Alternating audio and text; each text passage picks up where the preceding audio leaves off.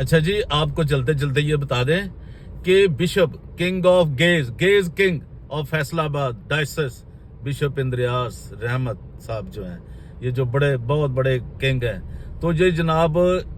इनके सदा शहजादी के और वो जो फायर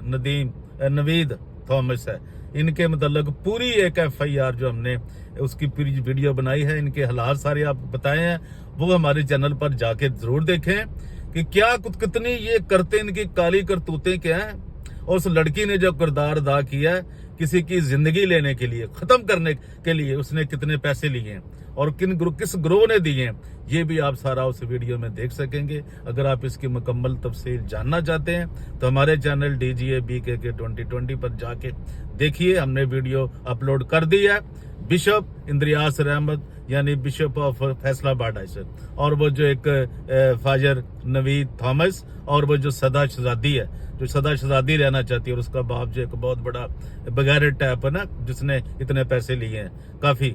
4-10 लाख के पता नहीं ले लिया कि 3.5 लाख ले लिया, और पैसे लेता ही जा रहा है। वो कभी ले लेता है 50-50 हजार, और वो आगे कैसे सेल करता है, क्या करता है। तो जिसने भी देखनी हो वीडियो मुकम्मल तफसील, वो हमारे चैनल पर जाकर देख सकता है। Thank you.